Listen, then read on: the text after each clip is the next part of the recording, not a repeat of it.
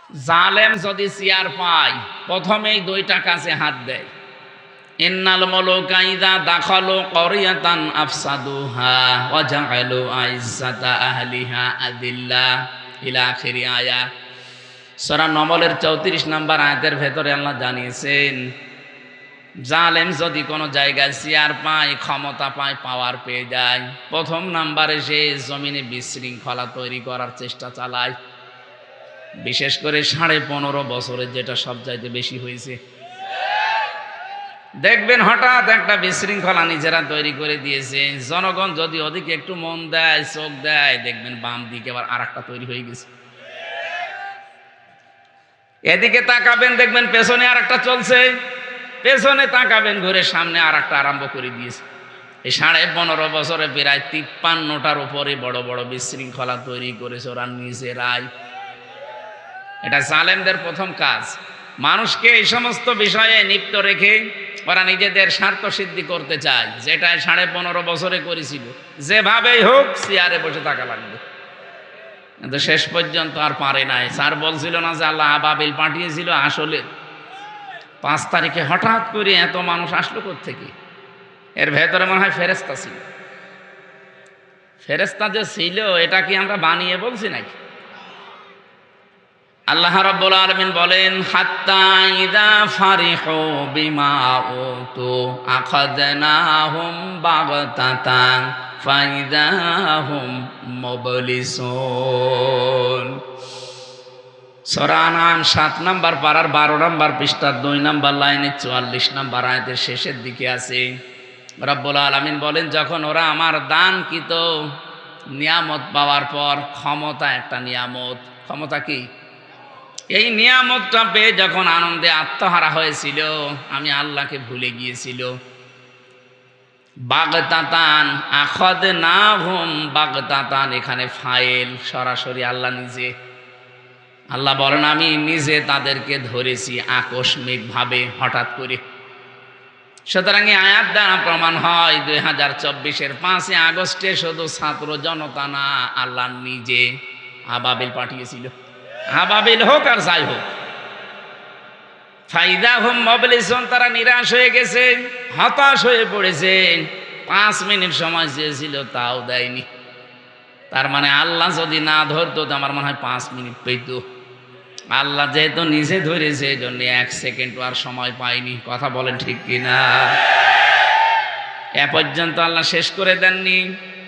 আল্লাহর পরের শব্দেই জানিয়েছেন, পরের আয়াতে, ফাকুতিআ দাবিরুল কওমিল্লাযীনা যালামু, জালেমদের যে শিকড়, এটা কেটে ফেলা হয়ে গেছে।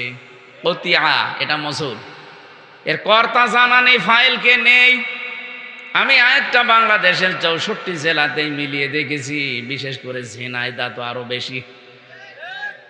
সূরা নমলে আয়াতের ব্যাখ্যা করা আছে 52 নম্বর আয়াতে, ফাতিলকা বুয়ুতুহুম খাবিয়াতাম বিমা যালামু। আল্লাহ বলেন, এই সেই ঘরগুলো, মনে হচ্ছে এভাবে আঙ্গুল দিয়ে দেখাচ্ছে যে এই সেই ঘরগুলো। খাবিয়াতান, আমি জনশূন্য করে দিয়েছি, ওজার গৃহ বানিয়ে দিয়েছি, পরিত্যক্ত করে দিয়েছি, বিমা যালামু, এই জালেমদের জুলুমের কারণে।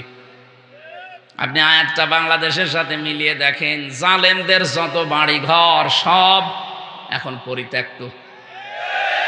আমার কুষ্টিয়ার হানিফের বাড়ি দেখে আসেন, গণ টয়লেট হয়ে গেছে। অথচ 5 তারিখের আগেও কি দাপট ছিল ঘরের? আল্লাহ বলেন, কেন করলাম জানো? বিমা যালামু, এদের জুলুমের কারণে। কারণ যেখানে জুলুম করা হয়, অত্যাচার করা হয়, ওই জায়গাটা পর্যন্ত আল্লাহ অভিশপ্ত বানিয়ে দেয়। আর ঝিনাইদহ তো আপনি দেখেছেন, উলঙ্গ করে টাঙিয়ে রেখেছিল 4 রাস্তার মোড়ে না 4 রাস্তার মোড়ে। ওর বাড়ি ঘরের অবস্থা তাহলে বলেন আল্লাহ কি করেছে? হিরণ চেয়ারম্যান কি অবস্থা দেখেছিলাম ওই সময়। তাহলে ওর নিজেরই যদি শরীরের ওপরে এই যায়, তোর বাড়ির ওপরে কি গেছে? কুষ্টিয়ার হানিফের বাড়ির টয়লেট পর্যন্ত মানুষ, প্যান ছিল, প্যানও খুলে নিয়ে চলে গেছে। এটার বাস্তবতা আছে। আমি 16 সালে একবার হজে যাবার পরে কাবা ঘর তাওয়াফ করে দেখলে উপরে একটু দেখি ঘুরি, হঠাৎ দেখি আমার পেটে ব্যথা। এক পুলিশকে ডাক দিয়ে বললাম, ইয়া আখি তাল, এদিকে আসেন ভাই। ওর ভাষা দিয়ে আমার জিজ্ঞাসা করছে। আমি বললাম, এখানে আমার পেটে ব্যথা করছে, ফার্মেসি কোথায় একটু বলে দিন। উনি আমার ফার্মেসি না দেখিয়ে বলছে, ইয়া হাজিউল হজ্জাত আয়না বিলাদুকা, হাজি দেশ কোথায়? যে তুমি বাংলাদেশ। বাংলাদেশ থেকে এসেছি। এবার ওর ভাষা দিয়ে আমার বোঝাচ্ছে, হাজি আপনি জানেন না এটা কোন জায়গা? না তো। আবু জাহেলের বাড়ি। আপনি এখনো পায়খানা না করে দাঁড়িয়ে আছেন, তাড়াতাড়ি করেন। পায়খানা করে দেখি আমার পেটের ব্যথা ভালো হয়ে গেছে। আল্লাহ যেন আমারে বোঝাতে চায়, হামজা এত কষ্ট করি, এত টাকা খরচ করি, আসলে 6,500 কিলোমিটার দূর, আর শয়তানের বাড়ি পায়খানা না করে চলে যাবা, তাড়াতাড়ি করো। আমার তো মনে হচ্ছে সারা বাংলাদেশে জালেমদের বাড়িগুলো ঠিক এখন ওই রকম অবস্থা হয়ে গেছে। আপনি আজকেও সকালের পত্রিকা দেখেছেন, ঢাকার ওই বাড়িটা এত আবেগের জায়গা, অনেকের সোমা খেত যে, অথচ সে বাড়িটা এখন দেখেন গণ টয়লেট। আজকে ছবি দেখলাম 4-5 জন করে দেখলাম, এদিকে এদিকে এদিকে, মনে হচ্ছে যে জামাতবদ্ধ টয়লেট চলছে। এটা আল্লাহ এমনি করেনি, জালেমদের জুলুমের কারণে করেছে। কথা বলেন না কেন? বলেন তো এখানে শিক্ষাটা কি? এ পর্যন্ত ছিল জালেমদের, এর পরেরটা আমাদের জন্যে। সূরা নমল 52 নম্বর আয়াতের শেষের দিকে পাবেন, ইন্না ফি যালিকা লায়াতাল লিকাউমিন ইয়ালামুন। এখানে মাঝখানের লামে তাকিদ আছে। আল্লাহ যেন গ্যারান্টি দিয়ে বলতে চায়, অবশ্যই এর ভেতরে শিক্ষা আছে যারা জ্ঞানী তাদের জন্য। তাহলে আমরা যারা জ্ঞানী মানুষ দাবি করি, আমাদের শিক্ষা কি?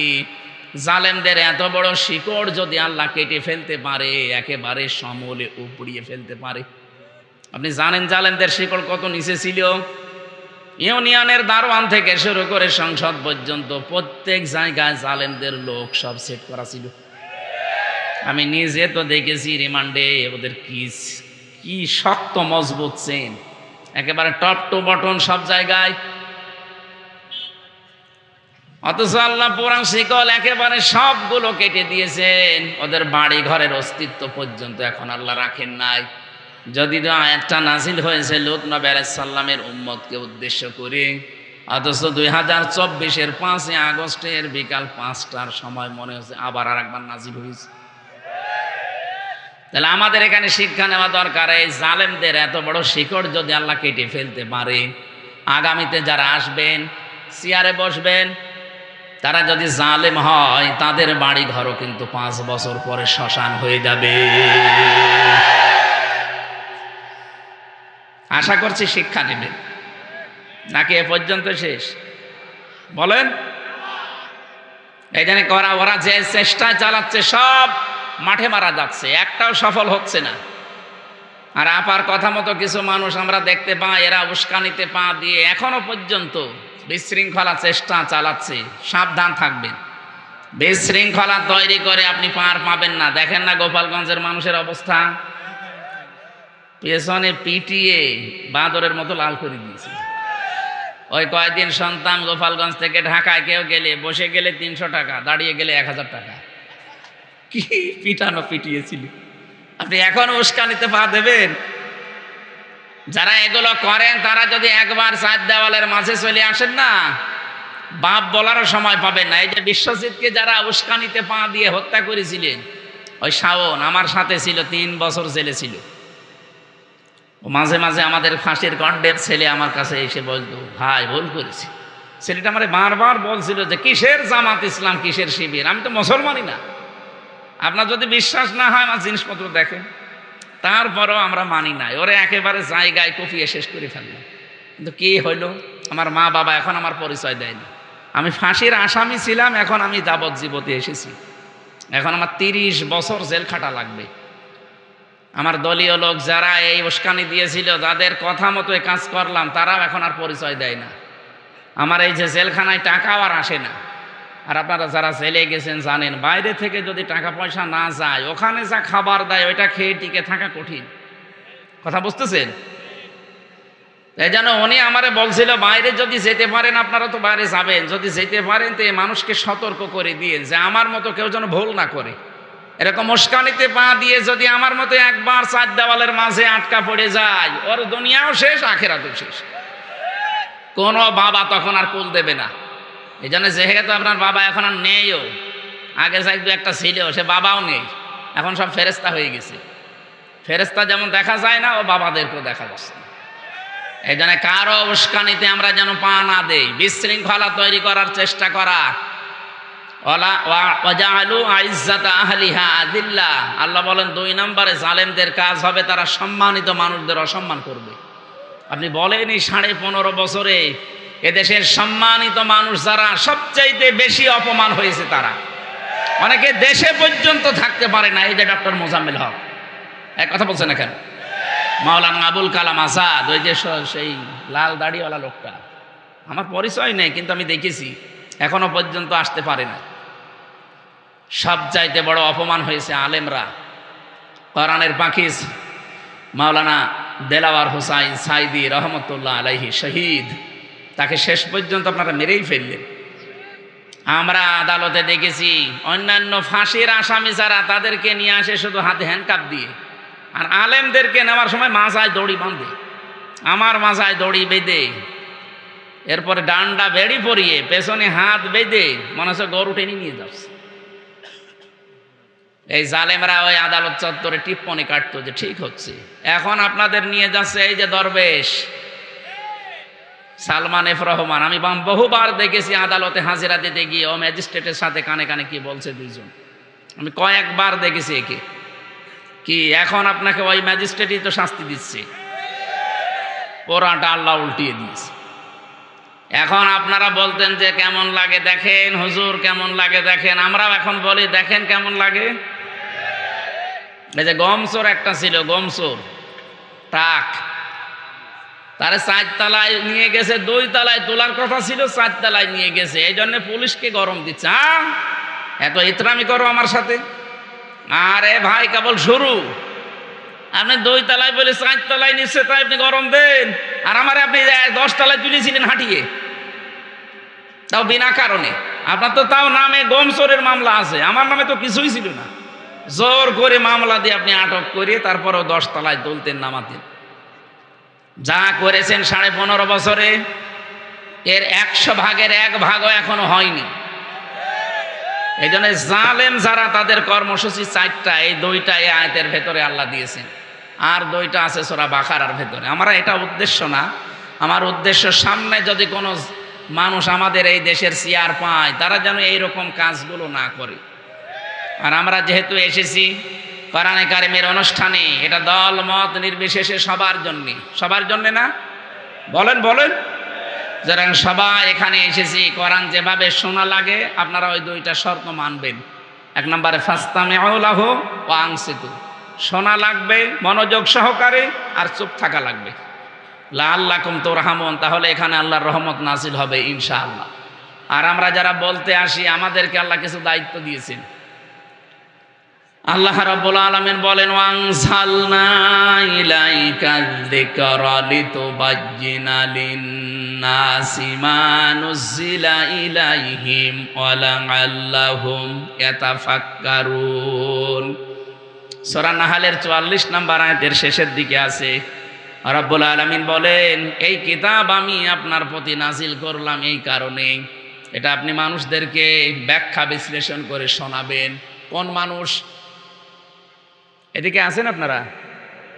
এই যে লিতুবাজ্জিনা লিন-নাস, লাম শব্দটা 13টা অর্থে আসে, তার ভেতরে একটা অর্থ পাবেন জীবিত মানুষদের জন্য লাম ব্যবহার করা হয়।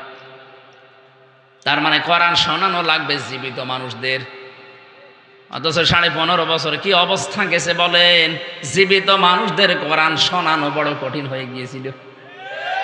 যারা কোরআনের অনুষ্ঠানে জীবিত মানুষদের আয়োজন করতো, আমরা শোনাতে আসতাম, এটা বাধা দিত। অথচ ওই লোকটা আমি দেখেছি, ওর বাবা মরে গেলে আমারে ডাকতো যে কোরআন পড়িয়ে দেন। আপনার বাবা তো মরে গেছে, এখন কোরআন পড়ে করবো কি? জীবিত যতদিন ছিল তখন ওকে বোঝালে কাজ হতো। কথা বলেন না কেন? এই জন্য এই সিস্টেমও পাল্টাতে হবে। আমাদের এই দেশে এটা আছে, মরে গেলে মানুষ আশপাশে কোরআন পড়ে। আরে ভাই, ওর জীবন যদি কোরআনের ওপরে না চলে, মরে গেলে পড়লে ওর শাস্তি আরো বাড়বে। বলেন, এই জন্য যতদিন জীবিত আছে ততদিন তাকে শোনানো মানানো এটা আমাদের জন্য দরকার। আল্লাহ আমাদের যেন তৌফিক দেন, বলেন আমিন। যারা এসেছি খুশি হয়ে বলেন আলহামদুলিল্লাহ। দরুদ আর সালাম পড়ছি নবী মুহাম্মদুর রাসূলুল্লাহ সাল্লাল্লাহু আলাইহি ওয়াসাল্লামের প্রতি। বিশ্ব নবী জানিয়েছেন, এটা যেহেতু মাদ্রাসার মাহফিল এই জন্য হাদিসটা আমি একটু বলছি। মান করাল কোরআনা, যে ব্যক্তি কোরআন পড়ে। আমার আগে স্যার যে কথাগুলো বলেছিলেন ওইটাই আমি একটু ট্রান্স দিচ্ছি। কোরআন পড়া বলতে কি বুঝি আমরা? চারটা শর্ত যদি আপনি মানতে পারেন তাহলে আপনার কোরআন পড়া হয়েছে। মান করাল কোরআনা, যে ব্যক্তি কোরআন পড়ে। এই শব্দের ব্যাখ্যা পেয়েছি আমি সূরা বাকারার 121 নম্বর আয়াতের ভেতরে। আল্লাহ রাব্বুল আলামিন বলেন, আল্লাযীনা আতাইনাহুমুল কিতাবা ইয়াতলুনাহু হাক্কা তিলাওয়াতি উলাইকা ইউমিনুনা বিহি। যাদেরকে আমি কিতাব দিয়েছি তারা এই কিতাবকে হক আদায় করে তেলাওয়াত করে।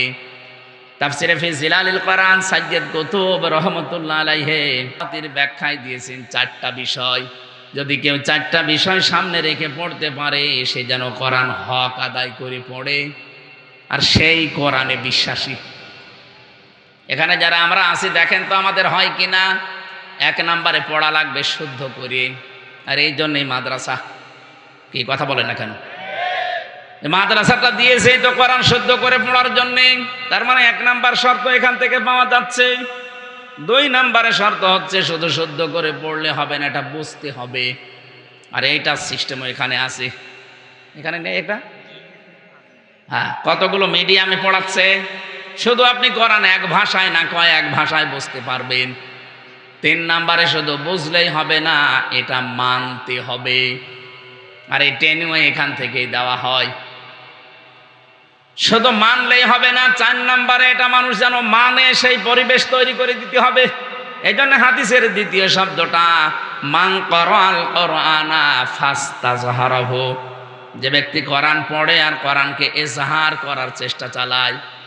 এজহার মানে, আমি এজহারের যতগুলো অর্থ পেয়েছি, এজহার মানে স্পষ্ট করা, এজহার মানে দাঁড় করানো, এজহার মানে কায়েম করা, এজহার মানে বিজয় করা। এখান থেকে আমার মনে হয় যত সিস্টেম বের হয় তাদেরকে এই শিক্ষায় দেওয়া হয় যে কোরআনকে পরিবার, সমাজ আর রাষ্ট্রে দাঁড় করাতে হবে। কথা বলেন না কেন? আপনি যতদিন কোরআন পড়বেন শুদ্ধ করে, এই বাংলাদেশে অন্তত আপনার শত্রু আপনি পাবেন না। যতদিন বুঝবেন কোনো শত্রু আপনার নেই, আপনি দেখবেন নেই, যতদিন আপনি নিজে কম বেশি মানবেন আপনার শত্রু পাবেন না। যেই বলবেন না আমি এটা মানাতে চাই, তখনই আপনার পেছনে লেগে যাবে। এই যে আহমেদ শফি, হেফাজত ইসলামের আমির, সাবেক আমির, ইন্তেকাল করেছে লোকটা। আল্লাহ রাব্বুল আলামিন তাকে যেন মাফ করে দেন। বলেন, এই লোকটা যতদিন কোরআন পড়েছে সারা বাংলাদেশে কোনো শত্রু ছিল তার? যতদিন বুঝেছিল শত্রু ছিল, যতদিন নিজে মানত কম বেশি কোনো শত্রু ছিল না। যখনই বলেছে না এটা আমি মানুষকে মানাতে চাই, কোরআনে আছে ওয়াল্লাযীনা লা ইউযুনা রাসূলাল্লাহি লাহুম আযাবুন আলীম, রাসূলকে যারা কষ্ট দিচ্ছে এবং দেবে তাদের জন্য যন্ত্রণাদায়ক শাস্তি আল্লাহ রেডি করে রেখেছে। উনি যখন এই দফাটা সামনে দিলেন যে রাসূলুল্লাহকে অন্তত কেউ যেন কষ্ট দিতে না পারে, এই আইনটা আমরা চাই, তখনই শাপলা চত্বর কায়েম করে দিয়েছে। শুধু এতটুকুই না, তার নাম পর্যন্ত জালেমরা পাল্টিয়ে দিয়েছে। তার নাম দিয়েছে তেতুল হুজুর। ওনার নাম কি তেতুল হুজুর ছিল? আপনি কথা বলছেন? আল্লামা সাইদি রহমতুল্লাহ আলাইহি ওনাকে জেলখানায় এই 13টা বছরে জালেমরা বহুবার অফার দিয়েছিল যে আপনি কোরআন শুদ্ধ করে পড়েন। আপনি বোঝেন, আপনি দরকার হয় নিজে রাজনৈতিক একটা দল আলাদা করে অথবা একটা দরবার আলাদা খুলে আপনি মুরিদ বানান, যা লাগে আমরা আছি। কিন্তু কোরআন মানুষ মানে মানুক, না মানে না মানুক, ওইটাই আপনার যাবার দরকার নেই। উনি মানেননি, এই জন্য শেষ পর্যন্ত মেরে ফেলেছে। তাহলে এখান থেকে বুঝলাম কি, কোরআন শুধু পড়লেই হচ্ছে না, এটাকে এজহার করার চেষ্টা চালাতে হবে। পৃথিবীতে নবী রাসূলদেরকে আল্লাহ পাঠানোর যে উদ্দেশ্য, বিশেষ করে আমাদের নবীকে, ওয়াল্লাযী আরসালা রাসূলাহু বিল হুদা ওয়া দীনিল হক লিইয়ুযহিরাহু আলাদ-দীনি কুল্লি ওয়া কাফা বিল্লাহি শাহীদা। এরকম 3 জায়গায় আল্লাহ একই আয়াত দিয়ে জানাতে চেয়েছেন তিনি সে আল্লাহ যিনি তার রাসূলকে সত্য দিন বিধান এই দুনিয়ায় দিয়ে পাঠিয়েছেন। একটাই উদ্দেশ্য, লিইয়ুযহিরাহু আলাদ-দীনি কুল্লি, তিনি যেন এজহার করে। এই যে এজহার শব্দের ব্যাখ্যায় আমি ইবনে ফিজিল আলিল কোরআনে পেয়েছি, মুফাসসির লিখেছেন এখানে এজহার মানে আল্লাহ বিজয়ী করে দেখাতে চায়। যেহেতু আল্লাহ নিজে চাচ্ছেন তিনি বিজয়ী করতে, ওরা যতই চাক যে না এটা আমরা বিজয়ী হতে দেব না, আল্লাহর সিদ্ধান্তের বাইরে আপনি পারবেন। ইউরিদুনা আইয়ুতফিউ নূরাল্লাহি বিআফওয়াহিহিম ওয়া ইয়াবাল্লাহু ইল্লা আইয়ুতিম্মা নূরাহু ওয়ালাউ কারিহাল কাফিরুন। ওরা চায় মুখের ফু দিয়ে আল্লাহর এই বাণীকে লিভিয়ে দেবে। আল্লাহ বলেন না, আমার একটা সিদ্ধান্ত আছে, আমি আল্লাহ আমার এই নূরকে পরিপূর্ণতায় রূপ দেবই। বলেন তো এই সিদ্ধান্ত নিচ্ছে কে? আরো জোরে বলেন। এই জন্য আমাদের কোনো চিন্তা নেই, আমরা এই কোরআনের মালিকও না। কি কোরআনের মালিক আমরা? এমনকি জমিনেরও মালিক না, আমরা তো খাদেম। কি আমরা এই কোরআনের খাদেম না? আমরা চেষ্টা করে যাচ্ছি এই কোরআনে কারিমকে তার জায়গা মতো পৌঁছিয়ে দেওয়ার চেষ্টা করতে করতে জীবনের শেষ দিন পর্যন্ত চালাবো। হলে ভালো, না হলে আমাদের কোনো লস নেই, কারণ আমাদের জন্য নির্ধারিত বেতন আছে। আরো আসতে বলেন। এই জমিনটা যদি আজকের মাহফিলের যিনি সভাপতি হাফিজুর রহমান, উনি যদি বলে জমিনটা আমার, 5 জন মানুষকে আমি নিলাম কামলা হিসাবে, আপনারা আমার এই জমিতে ধান লাগাবেন বিকাল 5টা পর্যন্ত, এরপর আপনাদের বেতন দিয়ে দেব। বিকাল 5টা পর্যন্ত আমরা লাগাতে আসি, মাত্র আর 10 মিনিট বাকি আছে বিকাল 5টা বাজতে। হঠাৎ দেখি 4-5 জন মস্তান এসে বলছে ধান তুলে ফেলা লাগবে। কি আমরা যারা এখানে অন্তত খাদেমের দায়িত্বে আছি, লেবার আছি, কামলা আছি, এই কাজ আমরা করতে দেব? কথা বলেন না কেন? ওরা যদি তুলতেও চায় বলবো না ভাই আর 5-10 মিনিট আছে, 10 মিনিট পরে মালিক আমাদের বেতন দিয়ে দেবে, এরপরে আপনারা তুলবেন, দরকার আপনাদের সাথে আমরাও তুলব। কারণ এই জমিনও আমাদের না, এই ধানও আমাদের না। কথা বলেন ঠিক কিনা? কিন্তু বিকাল 5টা আগে আমরা তুলতে দেব না। আপনি যত বড় মস্তান হন, যদি বেশি ঝামেলা করেন, দরকারে হাতাহাতি হবে, মারামারি হবে, দরকারে মেরে ফেলা লাগে মেরে ফেলবো। এই কথা বলছে না কেন? কারণ আমার বেতন না হলে আমি বাড়ি যাব কি নিয়ে? ওরা সব ভোকা ফাঁকা আছে বাড়িতে, ওদেরকে খাবার দেয়া যায়, বেতন লাগবে। এটা যেমন সহজে বুঝেছেন, আল্লাহর কসম এই জমিনের মালিক আল্লাহ, আমরা শুধু খাদেম, আমরা কামলা। চেষ্টা চালিয়ে যাচ্ছি এটাকে তার জায়গা মতো পৌঁছিয়ে দেওয়ার জন্য বিভিন্ন কায়দায়।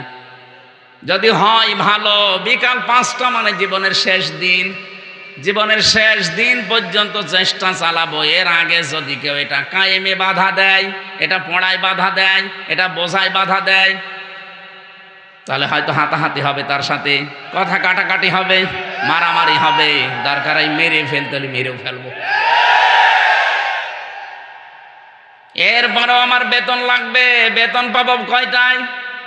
5টায়। বলেন বলেন। কারণ বেতন না পেলে আমার বিশাল জীবন সামনে পড়ে আছে, এই জীবন আমি পাড়ি দেবো কি করে? আমার বেতনই যদি না হয়, বাড়িতে যেমন যেতে পারবো না, বেতন না পেলে আমার জীবনও চলবে না। কথা বলেন ঠিক কিনা? এখন এর পরেও যদি মস্তানরা তুলে ফেলে ধান, ও ঝিনাইদা বাঁশি ভালো করে শোনেন, এরপরেও যদি মস্তানরা বলে না এই যে অস্ত্র দেখছেন এক্ষুনি তুলে ফেলা লাগবে, তুলে ফেলতেছে, আমরা আর পারলাম না বাধা দিয়ে। এখন যিনি মালিক হাফিজুর রহমান, উনি যদি দেখে যে মস্তানরা 10 মিনিট আগে সব তুলে ফেলেছে, ওনার জমিন, ওনার ধান, আমাদের চাইতে ওনার একটু কষ্ট বেশি লাগার কথা না? এই কথা বলেন না কেন? ওনার কষ্ট বেশি মানে ওনার ধান লস, ওনার বেতন তো অলরেডি দেওয়া লাগবে, কারণ আমরা প্রায় কাজ করে ফেলেছি। এরপরেও যদি উনি কিছু না বলে, বুঝতে হবে উনি দুর্বল, এই জন্য কিছু বলছে না। না না, উনি যদি এখন সামনাসামনি কিছু না বলে, আপনি ভেবে নিতে পারেন উনি গোপনে এমন কিছু করবে যে মস্তানরা শ্বাস ফেলারও সময় পাবে না। সেই কাজ কৌশল ওনার আছে, না তো এত বড় জমিনের মালিক হতে পারতো না। এখানে 1 কাঠা জমিনের দাম 50 লাখ, সেখানে 1 বিঘা জমিনে ধান লাগাচ্ছে, বুঝতে হবে ওনার পেছনে অনেক কিছু আছে। কথা বোঝেন? তাহলে উনি যদি এখন সামনাসামনি মস্তানদের কিছু না বলে, বুঝে নিতে হবে যে ওর গোপনে কোনো কিছু আছে।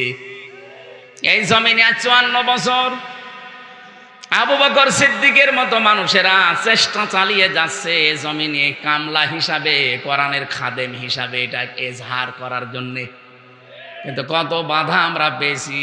কথা বলেন না কেন? কোন সময় বাধা দিয়েছে হাসানুল হক, ইনু বলা যাবে না, ইনি হর্ষাই দন্তন্নয় হর্ষি।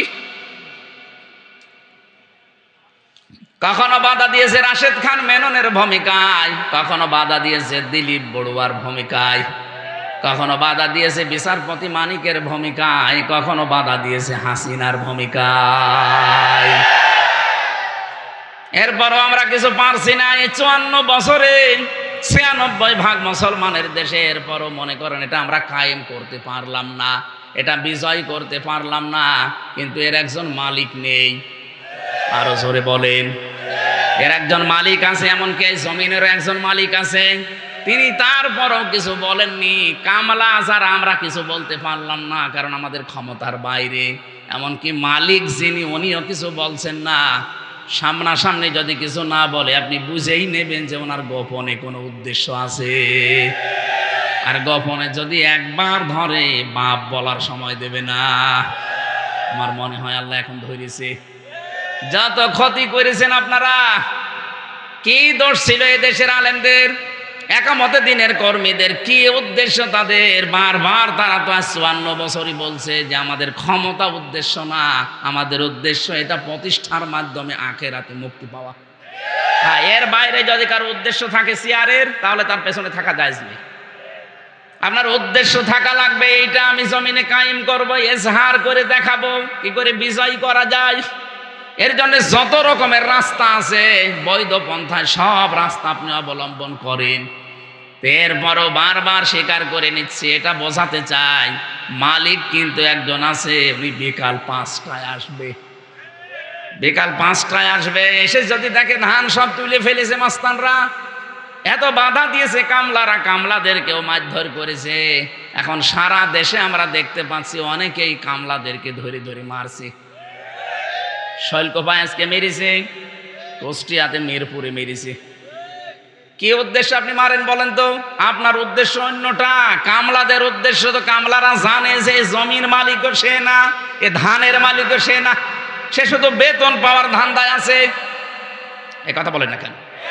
সে শুধু বেতনের ধান্দায় আছে, বেতন পেলে তার আর কিছু লাগবে না। আর বেতন তো এখন দেবে না, মালিক দেবে বিকাল 5টায়, মানে জীবনের শেষ দিন। ওয়াবুদ রাব্বাকা হাত্তা ইয়াতিয়াকাল ইয়াকিন। সূরা হিজরের 99 নম্বর আয়াতে আল্লাহ জানিয়েছেন, ইবাদত করবে রবের ওই দিন পর্যন্ত যতদিন ইয়াকিন না আসে। এখানে ইয়াকিন মানে মরণ, তার মানে মরণ, আর মরণের আগ পর্যন্ত আমাদেরকে এর সাথে এজহার করার জন্য থাকা লাগবে। এইটাই ছিল আল্লাহর উদ্দেশ্য রাসূলকে পাঠানোর, যে যত ধর্ম আছে, যত দিন আছে, এখন পৃথিবীতে প্রায় 4500 উপরে ধর্ম চলছে। সব ধর্মের উপরে আমরা চাই এই পৃথিবীতে আল্লাহর কোরআনকে আমরা এজহার করতে। কথা বলেন ঠিক কিনা? এটা বিজয় করা লাগবে। কেন? এর পরের শব্দগুলোতে নবীজি ব্যাখ্যা দিচ্ছেন, ফাহাল্লা হালালাহু ওয়া হাররামা হারামাহু আদখালাহুল্লাহুল জান্নাহ। যদি এটা কায়েম হয়ে যায়, এজহার হয়, বিজয় থাকে, তাহলে হালালকে হালাল মানতে পারবা, হারামকে হারাম জানার পরে ছেড়ে দিতে পারবা? ও বাংলার মুসলমানেরা, 54 বছর কোরআন এই দেশে এজহার নেই, বিজয় নেই। এই জন্য আমরা হালালকে হালাল জানার পরও মানতে পারি না। এরকম ক্ষেত্র দেশে নেই? কথা বলেন না কেন? হারামকে হারাম জানার পরও আমরা ছেড়ে দিতে পারি না। এই জন্যই তো আজ আমরা উঠে পড়ে লেগেছি যে এটাকে এজহার করব, আমরা এটাকে বিজয় করব, যেন হালালকে হালাল জেনে মানা যায়, হারামকে হারাম জেনে ছেড়ে দেওয়া যায়। কথা বলুন। নবীজির শেষ কথা ছিল আদখালাহুল্লাহুল জান্নাহ। নবীজি বলেন তোমাকে আল্লাহ যেন জান্নাতে দিয়ে দিয়েছে। আদখালা এটা মাঝি, আদখালা ইদখিলু। আল্লাহ কেন নবীজি এই কথা দিলেন যে তোকে আল্লাহ জান্নাত দিয়ে দিয়েছে? আরে ভাই, আমি তো এখনো মরি নাই, জান্নাতে গেলাম কি করে? তার মানে কোরআনে কারিম যদি ওই 4টা শর্ত মেনে আমরা এদেশে, উনি তো হাত তুলতে বলছিলেন, স্যার যাই বলেছে কারা কোরআন শিখতে চান, পড়তে চান, সবাই হাত তুললেন। তাহলে এই 4টা শর্ত মেনে আপনাকে কোরআন পড়া লাগবে, আর কোরআনকে বিজয় করার জন্য সর্বাত্মক চেষ্টা চালাবেন জীবনের শেষ দিন পর্যন্ত। তাহলে হালালকে হালাল জেনে আপনি মরতে পারবেন, হারামকে হারাম জেনে ছেড়ে দিতে পারবেন। তখন আপনি মনে করবেন এই দেশটায় যেন মিনি জান্নাত হয়ে গেছে। আমিরে জামাত ডক্টর শফিকুর রহমান হাফিজাহুল্লাহ ঘোষণা অলরেডি দিয়েছেন, এদেশে যদি কোরআনের এই বিধান আমরা কায়েম করতে পারি, প্রথম দিন এই দেশ থেকে চাঁদাবাজি আমরা ঝাঁটিয়ে বিদায় করব। মানে আন্দাজে বলেন নাই, এই হাদিসের বাস্তব ব্যাখ্যাটা উনি বলেছেন। অনেকে মনে মনে ভয় পায় যে কোরআন দেশে যদি চলে আসে, আমরা একটু মাঝে মাঝে ডাল খাই, লাল পানি খাই, একটু বিড়ি খাই, এইটার কি হবে? হবে, এটার কোনো অসুবিধা নেই। আপনি ডাল খেতে পারবেন, লাল পানিও খেতে পারবেন, বিড়িও খেতে পারবেন। কিন্তু এখন এই যে মসজিদ 4 তলা দেখলাম, এই মসজিদে যদি কেউ এশার নামাজ পড়তে গিয়ে মসজিদের ভেতরে যাবার পরে যদি ওর নেশা লাগে যে বাবা খাবে, না নেশা লাগতে পারে, অথবা আপনার বিড়ি খেতে ইচ্ছা হচ্ছে, বলেন তো আপনার 4 দেওয়ালের মাঝে খেতে পারবেন? বলেন। খেতে যদি চান ওখান থেকে বের হয়ে বাইরে খাওয়া লাগবে, কারণ মসজিদের পরিবেশে ডাল খাওয়া নিষেধ। ডাল খাওয়া যাবে? কেউ মেনে নেবে? মসজিদের পরিবেশটা যেহেতু এটা সত্যিই, যদি 56,000 বর্গ মাইলে কোরআনের মাত্র 500টা আইন আছে, এগুলো যদি কায়েম হয়ে যায়, পুরা বাংলাদেশ হয়ে যাবে এরকম মসজিদ। তখন আপনার ওই ডাল খাওয়া, বাবা খাওয়া, আকিস বিড়ি খাওয়া মনে আসবে না। খেতে চাইলেও আপনি খেতে পারবেন না, পুরা পরিবেশটাই হয়ে যাবে একটা জান্নাতের পরিবেশ। জোরে বলেন সুবহানাল্লাহ। তখন আপনি ভাবতে পারেন যে আমি যেন একটা জান্নাতে আছি। শাফাআহু ফি আশারাতিন মিন আহলি বাইতিহি কুল্লুহুম ক্বাদ ওয়াজাবাত লাহুন নার। এটা যে হাফেজরা পাগড়ি নিল, এরা যদি সত্যিই কোরআনে কারিম বুকে ধারণ করে, আর একে যদি হালাল যা আছে হালালগুলো মেনে নিয়ে হারামগুলোকে ছেড়ে দিতে পারে, ওই পরিবেশ কায়েম করে কিয়ামতের দিন 10 জন মানুষকে সুপারিশ করে সে জান্নাতে নিয়ে যেতে পারবে। আল্লাহ পাক আমাদেরকে হাদিসের এই ফাস্তা সহারাহু, কোরআনকে বিজয় করার মন মানসিকতা যেন সবার ভেতরে তৈরি করে দেন। বলেন আমিন। আমরা কোরআনে, এই কোরআন থেকে মাত্র একটা আয়াত পড়েছি, 6,236টা আয়াত আছে, এটা বিশুদ্ধ। 6,666টি আয়াত আছে, এটা প্রসিদ্ধ। দুইটাই ঠিক আছে। আমরা মাত্র একটা পড়েছি, সূরা বাকারার 124 নম্বর আয়াত। যদিও এটা জাতির পিতা হযরত ইব্রাহিম আলাইহিস সালাম সম্পর্কে, কিন্তু এটা আমরা যেহেতু ইব্রাহিম নবীর সন্তান, আমরা তার সন্তান না? কথা বলেন না কেন? আমাদের নাম রেখেছেন আমাদের বাবা ইব্রাহিম। আমাদের নাম যে মুসলিম, এ নাম দিয়েছে কে? মিল্লাতা আবিকুম ইব্রাহিম হুয়া সাম্মাকুমুল মুসলিমিন। আল্লাহ পাক বলেন তোমাদের জাতির পিতা ইব্রাহিম আমি আল্লাহ জানিয়ে দিলাম, আর তিনি তোমাদের নাম মুসলিম রেখেছেন। এখানে হুয়ার ফাইল দুইটা, তাফসিরে ইবনে কাসিরের ভেতরে 2 জনের নাম আছে। হুয়ার ফাইল হয় আল্লাহ, নয় আমাদের জাতির পিতা যিনি ইব্রাহিম। এখান থেকে শিক্ষা পাওয়া যায়, এই মুফাসসির লিখেছেন বাবা হিসাবে হযরত ইব্রাহিম যেহেতু আমাদের নাম তিনি লিখে দিয়েছেন, এখানে যত বাবা আছেন তাদেরও কিন্তু সন্তানের ওপরে কিছু দায়িত্ব, প্রধান দায়িত্ব 4টা আর সব মিলিয়ে 11টা। এই দায়িত্বগুলো যদি আপনি বাবা মা বড় ভাই গার্জিয়ান দাবি করেন, এই দায়িত্বগুলো পালন করা লাগবে। বিশেষ করে বাবা আর মা, 1 নম্বরে তার নাম রাখা লাগবে, অর্থবোধক নাম। এখানে কত বাবা আছেন এমন আধুনিক নাম রাখতেছে, এ নাম রেখেছে ডেঞ্জার। ডেঞ্জার মানে কি? ভয়ঙ্কর। ও বড় যত হয় তত ভয়ঙ্কর হয়।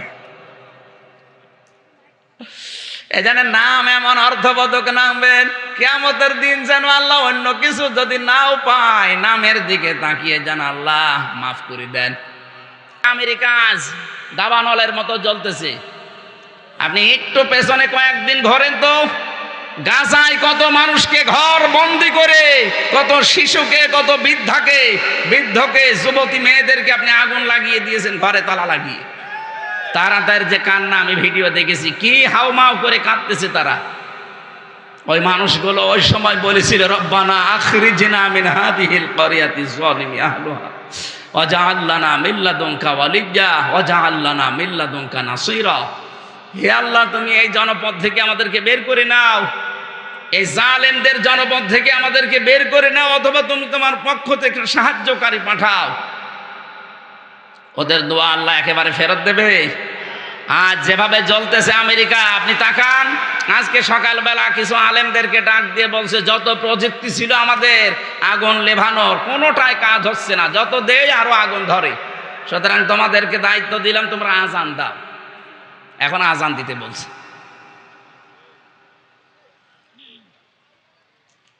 এই জন্য কত রকমের ভয় আল্লাহ এখন ঢুকিয়ে দিয়েছে ওদের ভেতরে। আপনি চিন্তা করেন তো, আমেরিকা বাংলাদেশের চাইতে 59 ডবল।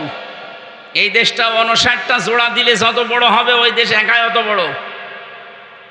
কি দাবানল দাও দাও করে জ্বলছে, মনে হচ্ছে যে কোনো নাটক সিনেমার শুটিং চলছে, অথবা একটা বাস্তব। ওইটা যারা মানুষের বোঝা হালকা না করে আরো ভারী করে দেন, আপনি বিশ্বাস করবেন আপনার ভেতরে অজানা ভয় আল্লাহ ঢুকিয়ে দেবে। এই 15.5 বছরে বহু বোঝা আপনি মানুষকে দিয়েছেন, বিনা কারণে একটা মানুষের মিথ্যা মামলা দিয়ে, মিথ্যা সাক্ষী দিয়ে তার পরিবারটা আপনি নষ্ট করে দিয়েছেন। তা আপনাকে আল্লাহ এখন ভয় দেখাবে না? কত রকমের ভয় আপনাকে আল্লাহ ঢোকাবে আপনি জানেন? কিচ্ছু জানে না। একটা মানুষ ঘরে ঘুমিয়ে আছে, ঘুম থেকে উঠে দেখছে থানা হাজতে। কি গো, তুই গাছ কেটেছিস? কখন? স্বপ্নে। এইটা কি বানিয়ে বললাম না? এরকম হয়েছে। আমারে তুলে নিয়ে গেল আমার বাড়ির 2 তলা থেকে, আর পরের দিন পেপারে দিয়ে দিল যে ওনারা আমরা চড়হাঁস থেকে ধরেছি। ডাহা মিথ্যা কথা। যে মামলা দিয়েছিল শয়তানও বিশ্বাস করে না। জজ সাহেব মাঝে মাঝে আমার যে মামলা উঠতো, আমার নিয়ে যেত, জজ হাসতো যে কি দিয়ে বিচার করব বলেন তো। অথচ 3টা বছর উনি জামিন দেয়নি। অথচ এই জজই ছিল তখন। এই যে আগস্টের 5 তারিখের পরে শুধু আমি মামলাটা তুলেছি, মামলা দেখে বলছে যে কি দিয়ে বিচার করব, এর ভেতরে তো কোনো মাল নেই, যান একেবারে খারিজ করে দিলাম। আমি বলতেও গেলাম যে মাননীয় আদালতে, মামলাটা তো 3 বছর আপনার কাছে ছিল, তখন তো বলেননি। এখন বলছেন যে কোনো মাল নেই, মাল কি আগে ছিল? উনি এইটাই বলতো যে হুজুর আমার হাত বাঁধা, আমার কিছু করার নেই। কথা বলছেন এখানে? এইটাই বলতো যে আমার হাত বাঁধা, এই 3 বছর আমার কিছু করার নেই। এখন হাত খোলা আছে, আমি নাই বিচার করেছি, আমাকে একেবারে নির্দোষ, আমার কোনো দোষ পাইনি, বিনা অপরাধে 3টা বছর আমার জীবন নষ্ট করেছে ওরা। আমরা চাই 1628টা চেয়ারের নাম বলছিলাম না, কোন চেয়ারের যেন হাত বাঁধা না থাকে, প্রত্যেকটা চেয়ারের হাত যেন আবু সাইদের মতো খোলা থাকে। হ্যাঁ, এটা চান না আপনারা? কারা চান দেখি? লিল্লাহে তাকবীর।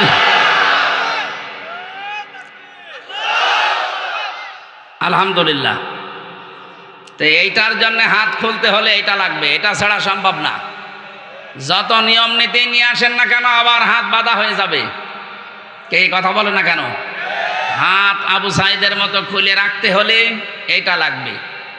আমান হাকামা বিহি আদালা, যারা কোরআন দিয়ে বিচার ফায়সালা করতে পারবে তারাই কেবল ন্যায় বিচার কায়েম করতে পারবে। আর 9 দফা ছাত্রদের, এই 9 দফার ভেতরে প্রথম এই দফা ছিল যে উই ওয়ান, এই কথা বলছে না কেন? আমরা ন্যায় বিচার কায়েম করতে চাই, আর ন্যায় বিচারের জন্য এটার বিকল্প দুনিয়ায় কিচ্ছু নেই। কিছু যে নেই, এই 54 বছর আপনি দেখতে পেলেন না? ডক্টর কামালের তৈরি করা এই সংবিধান দিয়ে বাংলাদেশের কাঙ্ক্ষিত যে মান, এটা আজও অর্জন হয়নি, কিয়ামতের আগে হবেও না। অথচ 21 বারের উপরে এটা পরিবর্তন হয়ে গেছে। এখন শুধু একটাই বাকি আছে, আর দেশের মানুষও তাই চাচ্ছে। আপনি আগস্টের 5 তারিখের আগে জরিপগুলো দেখেন, আন্তর্জাতিক যত জরিপ আছে, এদেশের মাত্র 100 জনের 15 জন মানুষ চাইতো কোরআনের বিধান বাংলাদেশে কায়েম হোক। তার ভেতরে হয়তো আলী আজম, মোহাম্মদ আবু বকরের মতো মানুষগুলো, এরকম মানুষ আছে এই দেশে 100 জনের মাত্র 15 জন। এনারা চাইতো যে কোরআনের বিধান বাংলাদেশে কায়েম হোক। জানুয়ারির 1 তারিখের রিপোর্টগুলো বের করেন, আন্তর্জাতিক যত সংস্থা এই দেশের মানুষকে রিপোর্ট দিচ্ছে, এই দেশে এই মাত্র 5 মাসে 100 জনের 58 জন মানুষ চাচ্ছে যে কোরআনের বিধান দেশে কায়েম হোক। আপনি আর কিছুদিন যেতে দেন, অন্য জাতির লোকেরা পর্যন্ত বলছে না, কাঙ্ক্ষিত মানের শান্তি পেতে হলে আল্লাহর কোরআনের বিকল্প কিচ্ছু নেই। তারা অন্য ধর্মের মানুষ যদি এটা বিশ্বাস করতে পারে, তা আপনার কি হয়েছে? দল মত নির্বিশেষে এদিকে এগিয়ে আসা দরকার না এখন। অন্তত যেহেতু দেখা যাচ্ছে 15 থেকে 58 হয়ে গেছে, আর কিছুদিন যেতে দেন, 100 জন মানুষ চাইবে আল্লাহর কোরআনে দেশে কায়েম হোক। আর ওইটা দেখার জন্য সব হাঁ করে আছে। সারা জীবনে আমার স্বপ্ন এই, আল্লাহ 56,000 বর্গ মাইলে যেন তোমার কালাম দিয়ে চলছে, এটা দেখে মরতে পারি। বলেন আমিন। আমরা কোরআনে কারিমের হযরত ইব্রাহিম আলাইহিস সালামের জীবনী থেকে আরম্ভ করেছিলাম। উনি নাম রেখেছেন আমাদের সন্তান হিসাবে। নাম কি? মুসলিম। বলেন তো নাম কি?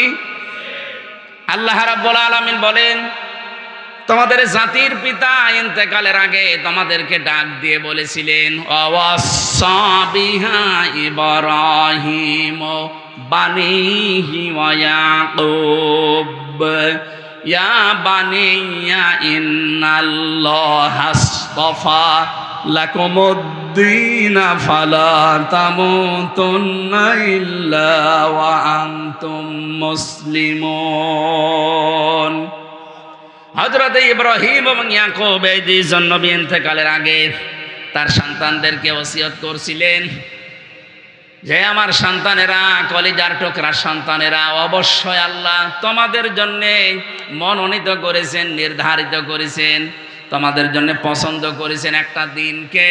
সেই দিন মানে এই রাতের পরে যে দিন আসবে ওই দিন। বলেন বলেন। তোমাদের জন্য যেই দিন আল্লাহ নির্ধারিত করেছেন সেই দিনের নাম হচ্ছে ইসলাম। নাম কি? ফালা তামুতুন্না, তোমরা মরবা না, ইল্লা ওয়া আনতুম মুসলিমুন, যতক্ষণ মুসলমান হতে না পারো। এখানে যে দিনের কথা হযরত ইব্রাহিম আমাদের জাতির পিতা তার সন্তানদেরকে জানিয়েছেন, তার নাম হচ্ছে ইসলাম। ইন্নাদ-দীনা ইনদাল্লাহিল ইসলাম, আল্লাহর কাছে মনোনীত একটাই জীবন ব্যবস্থা, ধর্ম, তার নাম কি? ওয়া ইয়াবতাগি গায়রাল ইসলাম দীনান ফালা ইউকবালা মিন। দুনিয়াতে ইসলাম বাদ দিয়ে যে নিয়ম আপনি মানেন না কেন, কখনো আল্লাহকে রাজি করতে পারবেন না। ফালা ইউকবালা মিন, জীবনও আপনার কোনো কিছু আল্লাহর দরবারে কবুল হচ্ছে না, হবে না। ইকবালার আগে লান এসেছে, মজারের আগে লান আসলে অর্থ দাঁড়ায় বাংলা যে জীবনেও হবে না। এই জন্য ইসলাম বাদ দিয়ে যারা নাম রাখেন তাদের নাম নাম নয়। ইসলাম বাদ দিয়ে কেউ যদি বিয়ে শাদী করেন ওটা বিয়ে নয়। ইসলাম বাদ দিয়ে কেউ যদি পরিবার চালায় ওটা পরিবার না। ইসলাম বাদ দিয়ে কেউ যদি রাজনীতি করে ওটা রাজনীতি না। আরো আসতে বলেন। এই কোরআনে কারিমে আল্লাহ সূরা নিসার 34 নম্বর আয়াতে জানিয়েছেন, আর রিজালু কাওয়ামুনা আলান নিসা, পুরুষেরা হবে গাইডলাইন দাতা আর মেয়েরা হবে তাদের আজ্ঞাবহ। এই আয়াতের তাফসিরে সাইয়্যিদ আবুল আলা মওদুদী রাহমাতুল্লাহ আলাইহি উনি তাফহিমুল কোরআনে আয়াতের তাফসির করতে গিয়ে লিখেছেন যে পৃথিবীতে যদি নেতৃত্ব দিতে কেউ চায় তাকে পুরুষ হওয়া লাগবে, মহিলা হলে চলবে না। তাহলে সামনে এই বাংলাদেশে যারা নেতৃত্ব দেবে, যারা ক্ষমতায় যাবে, তারা যেন পুরুষ হয়, না মহিলা হলেও চলবে। ক্বালান নবী সাল্লাল্লাহু আলাইহি ওয়াসাল্লাম লা ইউফলিহা কওমুন, ওই জাতি কখনোই সফল হচ্ছে না, হবেও না, যে জাতির নেতৃত্বে কোনো মহিলা আছে। এই 54 বছরে কম বেশি এটা আমরা দেখেছি, এই জন্য আমরা সফল হতে পারিনি। সামনে যারা আসবে আমরা আহ্বান জানাবো, তারা জানো আরো আসতে বলেন বলেন। আল্লাহর পক্ষ থেকে মনোনীত যে দিন আল্লাহ দিয়েছেন, এই দিনের বাইরে যদি কেউ নেতৃত্ব দেয়, নেতৃত্ব জায়েজ নেই। আল্লাহর দিনের বাইরে কোনো মানুষ যদি রাজনীতি করে, ও রাজনীতি যেমন রাজনীতি হচ্ছে না, অর্থনীতি যদি কেউ চালায় সেটাও অর্থনীতি হচ্ছে না। জীবনের যা করবেন আপনি এই মনোনীত দিন ইসলামের বাইরে যে আল্লাহকে রাজি করতে পারবেন না।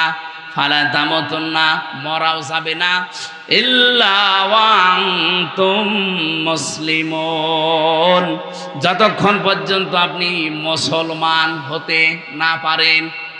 এতে প্রশ্নবোধক চিহ্ন পেয়েছি একটা, তাফসিরে ফি জিলালিল কোরআন থেকে বলছি, মুফাসসির লিখেছেন আপনি যে মুসলমান না হয়ে মরবেন না, মুসলমান আপনি বুঝবেন কি করে? এখন প্রশ্ন আসতে পারে, মুসলমান কি হয়ে বসবো, মানে আমি ছোটবেলায় মুসলমানি দিয়েছি। আরে ভাই, ছোটবেলায় তো ছাগলও মুসলমানি দেয়, দেয় না? ছাগলকে আপনি মুসলমান বলেন? কোরআনেতে আয়াতের ব্যাখ্যা আছে সূরা বাকারার 208 নম্বর আয়াতে, ওয়াদখুলু ফিস সিলমি কাফা, তোমরা ইসলামে পরিপূর্ণভাবে প্রবেশ করো। তাহলে পরিপূর্ণভাবে যে আমি ইসলামে প্রবেশ করেছি এর চিহ্ন কি? কোরআন শরীফ থেকে আমি শোনাচ্ছি, যদি 5টা বিষয় আপনার জীবনে আপনি দেখতে পান যে 5টা বিষয় আমার ভেতরে আছে, তাহলে বুঝে নেবেন যে আমি ইসলামে পরিপূর্ণ প্রবেশ করেছি। 1 নাম্বার, আপনি আত্মসমর্পণকারী হবেন। কার কাছে? আমাদের জাতির পিতা এটা করে দেখিয়েছেন, ইযে ক্বালা লাহু রাব্বুহু আসলিম ক্বালা আসলামতু লিরাব্বিল আলামিন। বলেন আল্লাহু আকবার। উনি গাছের মাথায় বসে কোড়াল দিয়ে কাঠ কাটছিলেন। আল্লাহ বলেন আত্মসমর্পণ করে ইব্রাহিম। তিনি বলেন এখানে কি করে? বলে খাতনা করো। গাছের মাথায় কোড়াল দিয়ে খাতনা করে তিনি বললেন আসলামতু লিরাব্বিল আলামিন, মহাবিশ্বের পালনকর্তা আল্লাহর কাছে আমি আত্মসমর্পণ করলাম, স্যালেন্ডার করলাম, আমার নিজের বলতে আর কিচ্ছু নেই। যেই লোকটা মুসলমান দাবি করবে যে আমি পরিপূর্ণ ইসলাম মানতে চাই, তার নিজের সে আর কিছুই থাকবে না, যা আল্লাহর কথা সেইটাই তার কথা। কথা বলে না কেন? আজকে একজন আমার কাছে দেখা করলো, মানে বামপন্থী রাজনীতি করতেন আগে। আচ্ছা, আপনার একটা আলোচনা শোনার পরে আমি আজ 2 মাস আগে তাওবা করে একেবারে ইসলামে চলে এসেছি। এখন আবার আর নিজের বলতে কিছু নেই, আল্লাহর যে কথা আমার ওই কথা। এইটাই তো 1 নাম্বার, এইটাই দরকার। আপনাকে 1ম নাম্বারে আল্লাহ বলতে বলেছেন, এই জন্যে কুল ইন্না সলাতি ওয়া নুসুকি ওয়া মাহইয়ায়া ওয়া মামাতি লিল্লাহি রাব্বিল আলামিন। হে নবী, আপনি বলেন যে আমার নামাজ, আমার কোরবানি, আমার বেঁচে থাকা, আমার মরে যাওয়া সব আমি আল্লাহর জন্য দিয়ে দিলাম। তাহলে আত্মসমর্পণ যদি আপনি সব জায়গায় করতে পারেন, আপনি বুঝবেন যে ইসলামে আপনি প্রবেশ করেছেন। 2 নাম্বারে আপনার আকীদা হওয়া লাগবে শুদ্ধ।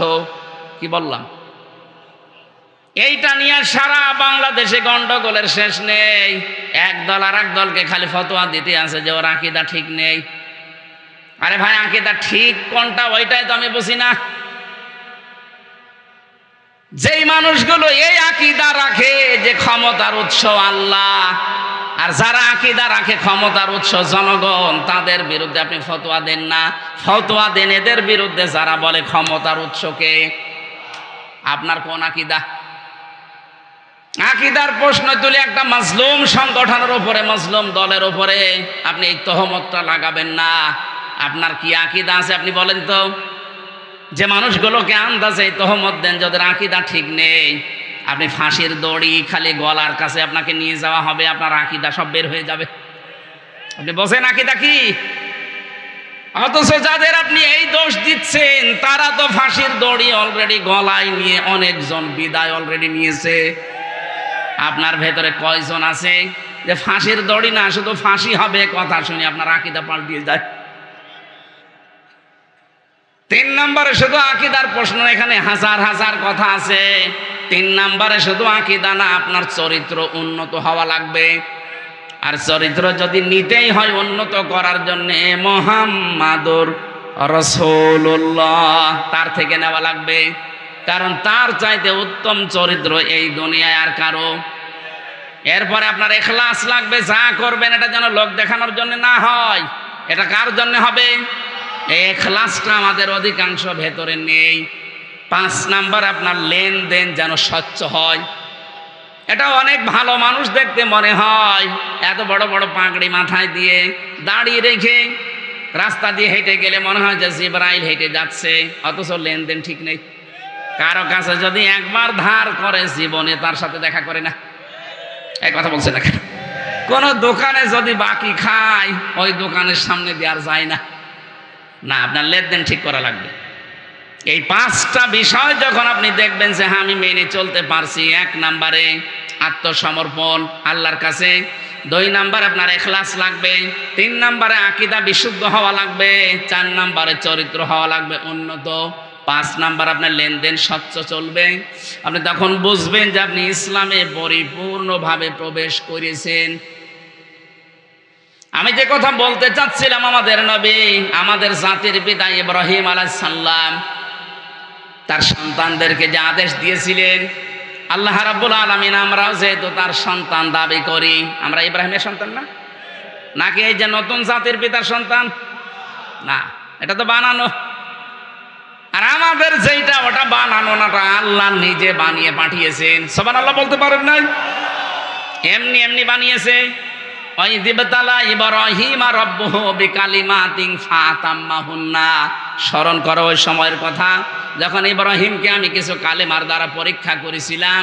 আর প্রতিটি পরীক্ষায় তোমাদের জাতির পিতা, তোমাদের বাবা ইব্রাহিম পাশ করে গেছে। এখানে আমি 9টা পরীক্ষার কথা পেয়েছি, আর অন্য আয়াতে পেয়েছি 41টা। সব মিলে আমাদের জাতির পিতাকে আল্লাহ 50টা পরীক্ষা করেছিলেন পুরা জীবনে। সুবহানাল্লাহ বলতে পারেন নাই? বলেন তো, বাবাকে যদি আল্লাহ 50টা পরীক্ষা করে, সন্তান হিসাবে আমাদের 2-4টা পরীক্ষা আসবে না? ক্বালা ইন্নী জাইলুকা লিন-নাসি ইমামা, আল্লাহ পাক বলেন হে ইব্রাহিম, এই পরীক্ষাগুলোতে পাশ করার কারণে আমি তোমাকে মানব জাতির ইমাম বানিয়ে দিলাম। উনি বলেছিলেন ক্বালা ওয়া মিন যুররিয়াতি, হে আল্লাহ, নেতৃত্ব দেওয়া, ইমাম হওয়া, নেতা হওয়া, এটাকে আমি একা নাকি আমার সন্তানাদি যারা আছে তারাও পাবে? এটা আল্লাহ পাক বলেন পাবে, তবে লা ইয়ানালু আহাদিজ জালিমিন। ইয়ানালু মুজারে, বর্তমান, ভবিষ্যৎ, প্রেজেন্ট, ফিউচার। আহাদিজ জালিমিন, জালেমদের প্রতি আমার কোনো অঙ্গীকার নেই। এই আয়াত দিয়ে প্রমাণ হয় জালেমদের জন্য রাজনীতি করার নেতা হওয়া জায়েজ নেই। অথচ এই দেশে যে যত বড় জালেম হয় সে তত বড় নেতা হয়। এখন থেকে আর এটা হবে না ইনশাআল্লাহ। কথা বলেন না কেন? এখন থেকে আর কোন জালেম নেতৃত্বে আসতে পারবে না। ইব্রাহিম নবীকে আল্লাহ 50টা পরীক্ষা করেছিলেন, পুরা কোরআনে আছে ওই 50টা পরীক্ষা। তার ঈমান সম্পর্কে আল্লাহ 10টা পরীক্ষা নিয়েছেন। সূরা আনআমের ভেতরে আছে 69 নম্বর আয়াত থেকে শুরু করে প্রায় 10টা আয়াতে আছে ওই পরীক্ষাগুলো। তার আমল বা কাজ সম্পর্কে আল্লাহ পরীক্ষা নিয়েছেন 30টা। সূরা তাওবা 111 নম্বর 12 নম্বর আয়াতে আছে 10টা। সূরা মুমিনুনের 1 থেকে 11 নম্বর আয়াত পর্যন্ত আছে 10টা।